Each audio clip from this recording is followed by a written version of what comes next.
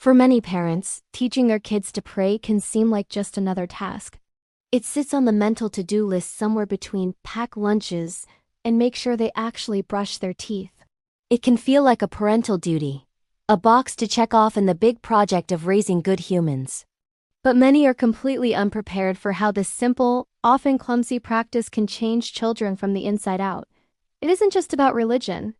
It's about resilience. It isn't just about ritual. It is about a relationship that gives them a strength that can't be taught any other way. The real benefits of prayer often aren't what parents expect. They are hidden, powerful, and they can change everything. Let's be honest.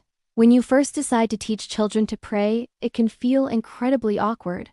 You're trying to introduce this deep, spiritual concept to a small person who is probably more interested in the color of their pajamas or negotiating a later bedtime. The first attempts are often clumsy and robotic. A family might sit at the dinner table for a quick, "Okay, let's thank God for the food." The result is often a mumbled, memorized phrase that feels more like a password to be allowed to eat than a genuine moment of gratitude. Bedtime can be a similar story. The prayers become repetitive, often rushed. God bless mommy. God bless daddy. God bless the dog. It can feel like a script everyone is just reciting. In a parent's head, they're doing the right thing, fulfilling a responsibility. But it doesn't connect to anything real. They're teaching the words of prayer, but not the heart of it. The act feels hollow, just another routine in a day full of them. Parents start to wonder, is this all wrong? Is this even making a difference? It can seem like just another chore is being added to their lives, and frankly, to the parents' lives too. The worry is that by forcing this ritual, it actually pushes kids away from faith, making it feel like an obligation, instead of a source of comfort and strength. It is a common trap for parents focusing so much on the what that they forget the why, and the whole practice loses its soul. The first real change doesn't come from a new prayer book or a different technique. It comes when parents stop telling their kids to pray and start letting their kids see them pray. And it shouldn't be a performance. It's just a parent in the quiet moments dealing with their own stuff.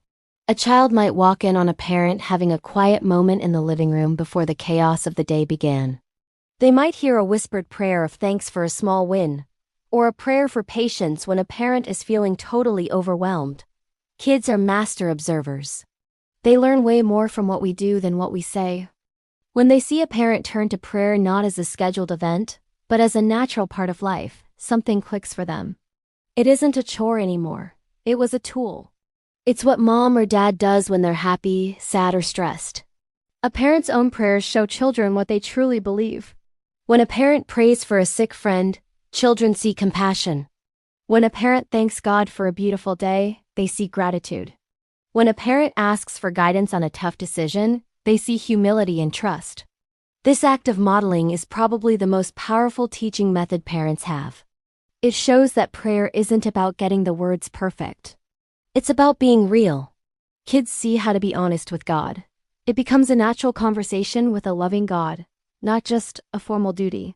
There's no longer a need to force them to pray. Instead, parents can start inviting them to join in. I'm feeling a little worried about Grandma today. Will you pray with me for her? That invitation is a game changer. It turns prayer from a solitary, memorized performance into a shared, heartfelt conversation. They are no longer just reciting words. They are taking part in an act of love, hope, and faith.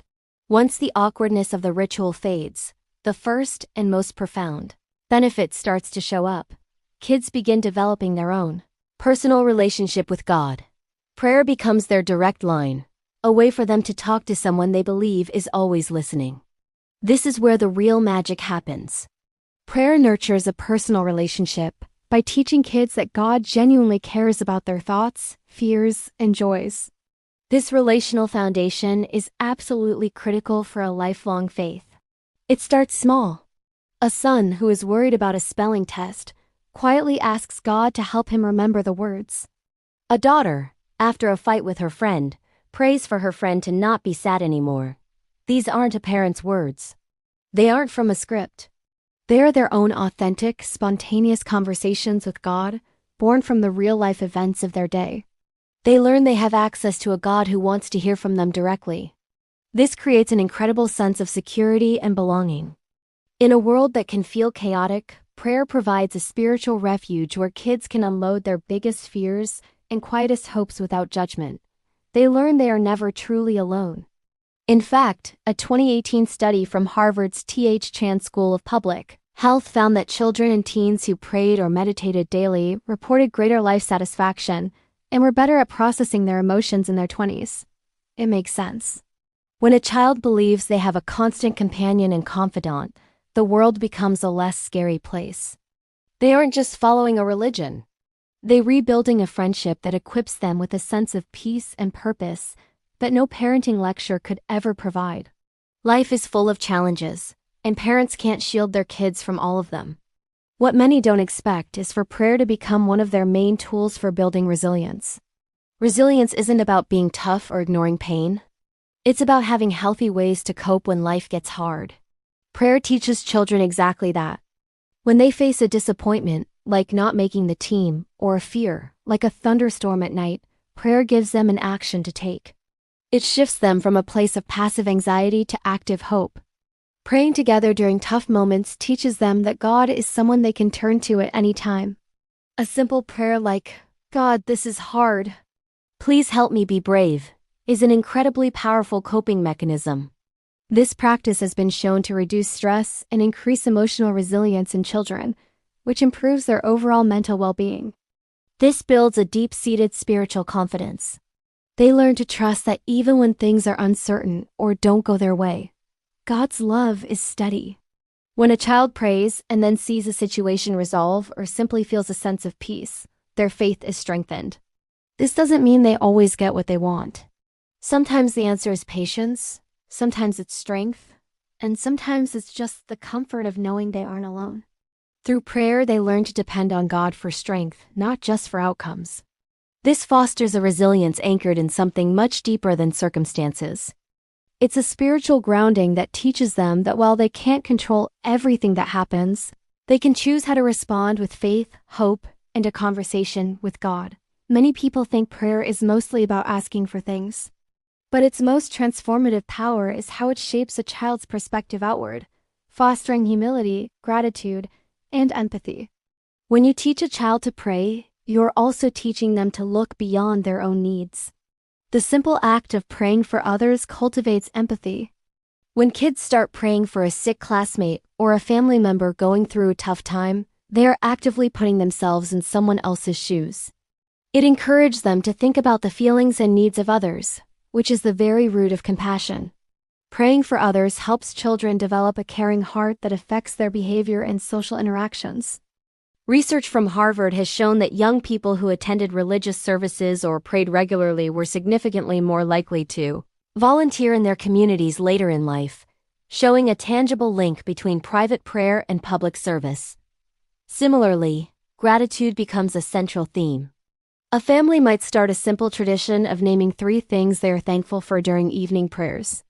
At first, the answers are predictable. My toys, our house. But over time, they become more thoughtful. I'm thankful for the sunshine today. I'm thankful that my friends shared their snack with me. This simple practice can rewire their brains to look for the good. Prayer that includes thanksgiving helps children develop gratitude, which is a key component of a happy life. It counters entitlement and helps them appreciate the blessings they have, big and small. It teaches humility, showing them they are not the center of the universe, and that there is something greater than themselves to be thankful for. This shift from a me-focused mindset to an others-focused and gratitude-focused one is one of the most beautiful and unexpected gifts of a family prayer life. So, how do you move prayer from being an awkward ritual to a natural, life-giving practice in your home? It's simpler than you might think. First, be intentional and consistent, but stay flexible. Make prayer a regular part of your family's rhythm, like before meals or at bedtime, but also grab those spontaneous moments. A quick prayer in the car on the way to a big game, or after seeing an ambulance pass by, makes prayer a part of real life. Second, keep it simple, especially at the start. You can use short, memorable prayers to build their confidence. The goal, though, is to move beyond rote memorization. Encourage them to use their own words. Ask questions to prompt them like, "What was the best part of your day that we can thank God for?" Or, "Is there anything you're worried about that we can ask for help with?" Third, create a safe and inviting space. Never pressure a child to pray aloud if they aren't comfortable. Sometimes, the most powerful prayers are silent. Let them know there is no right or wrong way to talk to God. You can also mix in different methods to keep it engaging. Pray through songs, draw pictures of what you're praying about, or go on a gratitude walk and thank God for things you see. The key is to make it a conversation, not a performance. Your role isn't to be a prayer drill sergeant, but a guide who models a genuine relationship and invites your kids into it. Teaching kids to pray can be one of the most rewarding parts of the parenting journey, but every family's experience is unique. We would love to hear from you. What have been your struggles or your surprise blessings in teaching your children to pray? Share your stories and tips in the comments below. Your experience could be the very thing another parent needs to get started. Conclusion: looking back, the initial view of teaching kids to pray can be so small. It can be seen as a duty, a tradition to uphold. Many parents never imagine it would become the primary way they witness their child's character being formed. It gives children a language for their emotions, an anchor in their anxieties, and a lens of gratitude through which to see the world. It gives them a personal, resilient faith that is all their own. The prayers of a child are powerful. They aren't a junior version of adult faith. They are pure, honest, and heard. When parents teach their children to pray, they are not just teaching them to talk to God. They are equipping them with a lifelong tool for resilience, foundation for empathy, and a personal relationship that will provide comfort, guidance, and strength long after they've left home. And that is a benefit far greater than many could have ever hoped for.